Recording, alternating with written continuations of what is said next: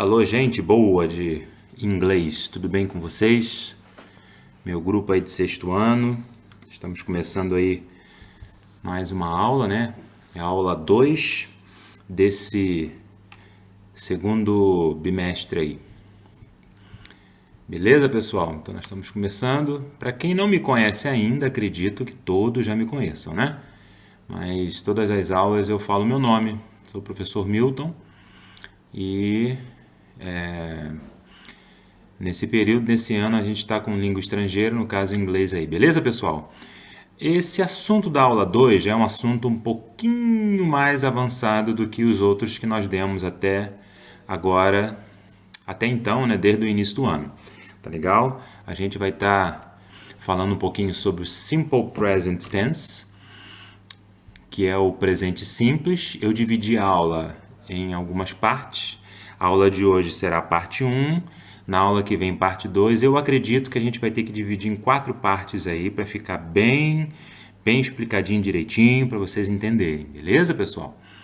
Mais uma vez eu quero pedir que vocês não fiquem presos apenas às aulas que eu estou dando aqui. Pesquisem na internet, deem uma olhada em outros áudios também que outros professores fazem, tá legal? Para vocês não ficarem apenas limitados às aulas que a gente está dando aqui, tá?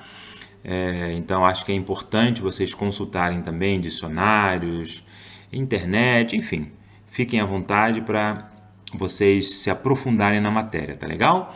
Simple present, que significa presente simples. Quando a gente fala em simple present, a gente imagina algo acontecendo no presente, e realmente é. Tá? Mas especificamente, meus queridos, qual é a ideia quando a gente fala em simple present tense, que é um dos tempos verbais que existem em inglês, são vários. A gente vai estar falando do presente simples, que é o simple present, né? Quando a gente fala em simple present, esse tempo, o verbo, indica uma ação que acontece habitualmente, isto é, ações de costume, de rotina, de hábito, coisas que você faz no teu dia a dia, que é rotina. Uma observação importante é que esta ação não indica que esteja acontecendo agora.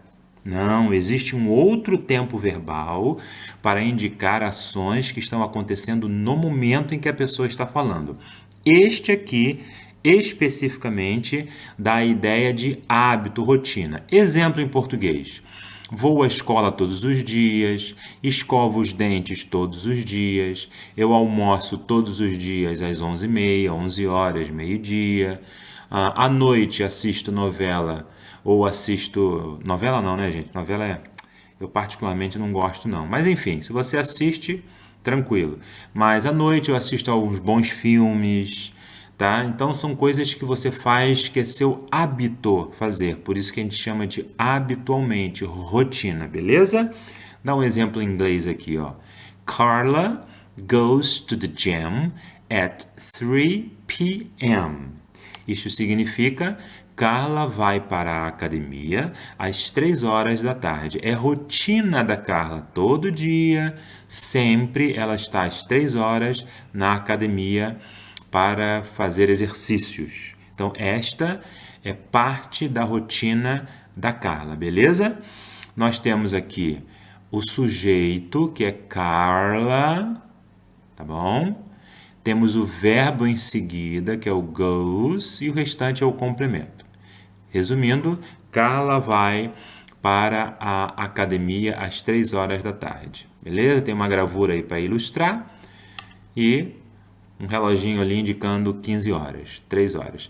Esse PM, não sei se vocês já viram em outra escola, ou se algum professor já ensinou, ou se vocês já viram na internet, ou em filmes, desenhos. Isso significa post-meridian, isto é, depois do meio-dia. Aqui no Brasil a gente usa o horário de 6, 7, 8, 9, 10, 11, 12, 13 horas, 14 horas, 15 horas. Mas já lá fora, né, a gente usa esse símbolozinho aí de PM que a gente pode até dizer que é pós-meio-dia, quer dizer, até 11 horas da manhã e 59 minutos e 59 segundos, a gente usa o AM, que é ante meridian, né? Antes de meio-dia. Não é a tradução certa, tá? Post-meridian não é pós-meio-dia, não. Mas só para vocês entenderem mais ou menos aí como funciona a coisa, beleza? E depois de 11 horas, 59 minutos e 59 segundos, entramos no meio-dia, o que passar dali até 23 horas, 59 minutos e 59 segundos, a gente usa esse PM. Se não entenderam, não tem problema, é só uma explicação rápida para você ter uma ideia por que eu usei esse PM aí, ok? Então tá aí, ó. Resumindo, nós estamos com uma frase, né, cujo verbo indica uma ação de costume, de hábito. Olha lá, goes. Cadê? Goes significa vai, beleza? Muito bem. Opa, deixa eu voltar aqui que deu tilt. Foi. Agora, vamos lá. Quando a gente fala em presente simples, a gente tem que considerar algumas coisas importantes que vão fazer toda a diferença na hora que você vai conjugar o verbo ou escrever uma frase. Temos que dar uma atenção muito especial na terceira pessoa do singular. Professor, o que é isso, terceira pessoa de singular? Eu vou pedir que você volte às aulas onde eu falei sobre o verb to be. Lembra? Eu dividi em primeira pessoa, segunda pessoa, terceira pessoa do singular, depois primeira pessoa, segunda pessoa e terceira pessoa do plural. Então, os verbos, o que vai acontecer com os verbos quando o sujeito for terceira pessoa do singular? Os verbos variam, eles vão mudar na terceira pessoa do singular, isto é, você vai acrescentar ao final ou S, ES ou IES. Tudo bem que a cabeça está dando um tilt agora, a gente vai praticar isso aí, mas só para você ter uma noção de que quando chegar na terceira pessoa do singular, por exemplo, em português a gente chama primeira pessoa de eu, segunda pessoa de tu ou você e terceira pessoa de ele ou ela. Em inglês, a terceira pessoa do singular pode ser he, she, it. Lembram disso? Então vamos lá. Vamos conjugar o verbo work, que é o verbo trabalhar. Deixa eu voltar aqui para vocês verem de novo. Ó. Verbo work.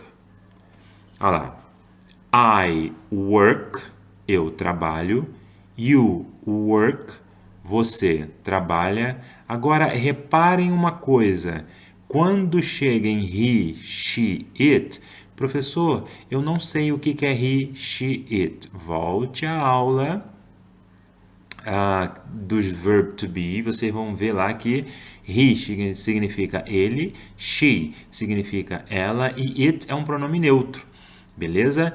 Mas todos esses três pronomes aqui, vocês observam que no final eu acrescentei um S para formar a terceira pessoa do singular. Repetindo, no simple present, no presente simples, os verbos mudam quando chegarem ali na terceira pessoa do singular. Você pode ver que só acrescentei esse S na terceira pessoa. Se você observar aqui do outro lado, ó, we, you e they não tiveram mudança nenhuma na conjugação do verbo, tá bom? Então vamos lá. I work, eu trabalho. You work, você trabalha. Ele trabalha. She works, ela trabalha. It works, este. Vai depender também, pode ser ele ou ela trabalha. Aqui do outro lado da coluna, we work, nós trabalhamos. You work, vocês trabalham. They work, eles ou elas trabalham. Beleza? Só uma observação. Esse S não é indicativo de plural em inglês, em se tratando do verbo aqui. Beleza? Muito bem, vamos avançar. Ainda usando a terceira pessoa do singular. Vamos trabalhar com outro verbo, o verbo go. Olha lá. Vamos voltar rapidinho aqui, ó. Nós trabalhamos na outra tela, nesta tela com work. Conjuguei o verbo work. Agora eu vou trabalhar com o verbo go. Opa, como ficaria? Repare que este verbo go termina com a letra O. Olha o que vai acontecer. Vamos lá? Aqui. I go to school. Eu vou para a escola. You go to school. Você vai para a escola. Olha, terceira pessoa do singular. O que aconteceu? Verbo terminou com a letra O. Eu acrescentei ES para formar a terceira pessoa do singular. Tá vendo aqui, gente? Então, ó, he goes to school.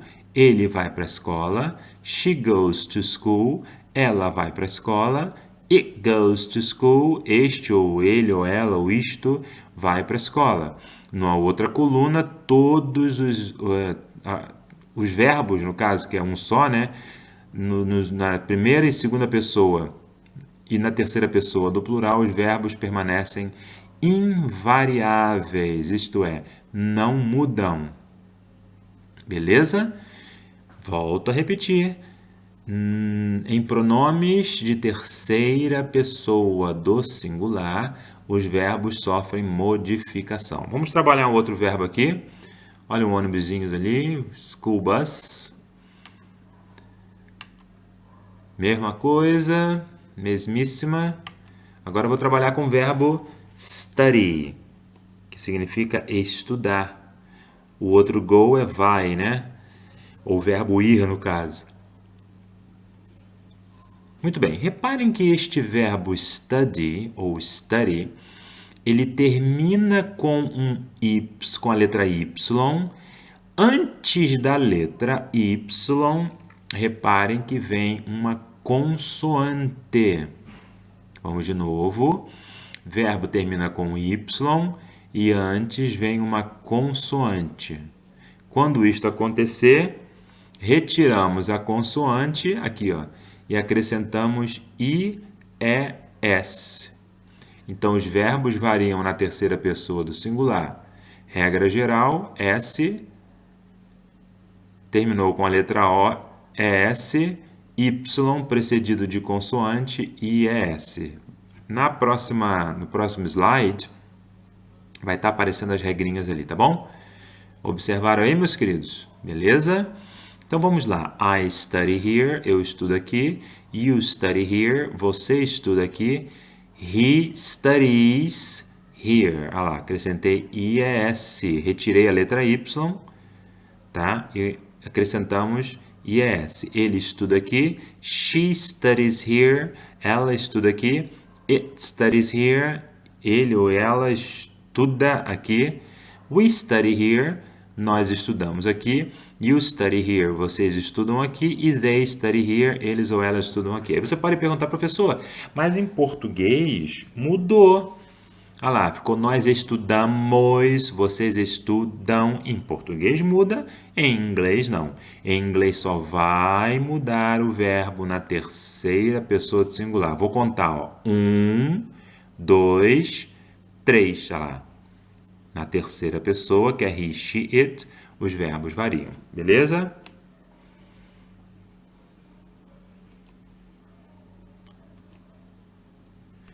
Mais um verbo aí, play. Reparem que este verbo play, vamos voltar lá na tela anterior, ó. Este verbo study termina com Y. E o verbo play também. Ué, professor, qual é a diferença? Voltando, ó. O study termina com Y, mas antes da letra Y, olha que letra aparece. Um D, no caso, uma consoante.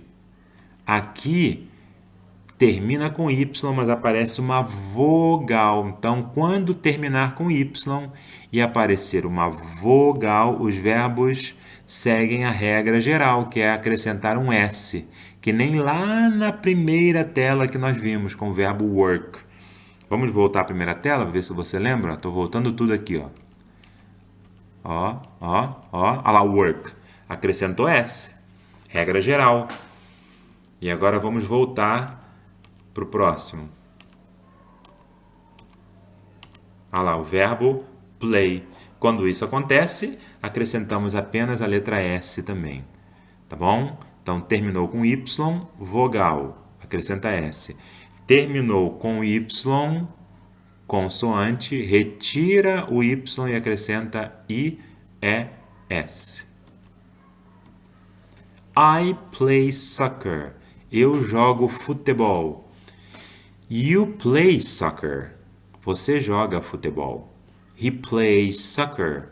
Ele joga futebol. She plays soccer. Ela joga futebol. It plays soccer. Este ou ele ou ela joga futebol. We play soccer. Nós jogamos futebol.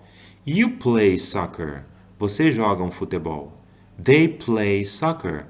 Eles ou elas jogam futebol. Beleza?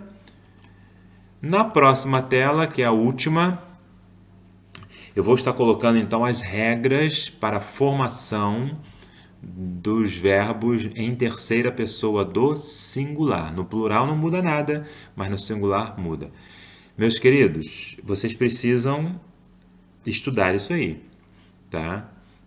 Eu não gosto muito de usar o termo decorar, né? Mas vocês precisam memorizar essas regras. Não tem como. Tem coisas como, por exemplo, interpretação de texto em inglês. Você não precisa decorar nada. Interpretação, o nome já diz. Você precisa entender algumas palavras e fazer a interpretação de textos. Como nós fizemos na outra aula, fizemos interpretações de frases. Mas em se tratando de regras de alguns tempos verbais, vocês precisam realmente memorizar, tá bom? Regras para a terceira pessoa do singular do Simple Present. Maioria dos verbos acrescenta-se a letra S no final, como nós vimos com work e com play. Verbos que terminam em SS, SH, CH, O e X, acrescentamos ES no final. Eu até acrescento, coloco mais um ali, ó. Verbos que terminem em S, SS, tá bom? S também funciona. Então você precisa dar uma memorizada nisso aí. Verbos que terminam em consoante mais Y. Retira-se o Y e depois acrescenta-se IES. Já vimos com o verbo study, estudar, lembra disso? Tira o Y e acrescenta IES para formar a terceira pessoa do singular. Verbos que terminam em consoante mais Y. Retira-se o Y, aqui eu repeti, né, gente? Me desculpe, tá? Tá repetido. Retira-se o Y e depois acrescenta-se IES. Isso aí eu repeti. Vou deixar aí repetido, tá? Mas na verdade é isso aqui que eu queria dizer. Verbos que terminam em vogal mais Y, acrescenta-se a letra S. Aconteceu com o verbo play. Antes veio aparecia uma letra A lá, né? Do que é o play, P-L-A-Y. Então, quando isso acontecer, terminar com Y e antes preceder, ou melhor, e preceder o Y uma vogal, a gente acrescenta, não retira o Y, como acontece na explicação acima aí. Beleza, pessoal? Essas regras estão aí para você memorizá-las, você precisa estudar, tá? Leia 10 vezes, 20, 30, dá seu jeito, mas tem que dar uma estudada, beleza? Essa foi a primeira parte, que é a parte introdutória de Simple Present Tense. Vamos recapitular? Verbos no Simple Present Tense indicam ações ou ação de rotina, costume, hábito. Os verbos vão sempre variar na terceira pessoa do singular. Ou você vai acrescentar S, ou você vai acrescentar ES ou IES. Tá bom? Eu peço que você assista ao vídeo de novo. Se você tiver alguma dúvida, você tem total liberdade de voltar quantas vezes você quiser para memorizar, estudar e assimilar melhor a matéria. Tá joia? Não esqueçam de clicar lá no link e que vai te direcionar para os exercícios nos forms que eu passei para vocês em cima dessa matéria aí. Tá bom, queridos? Um abraço para vocês e fiquem com Deus.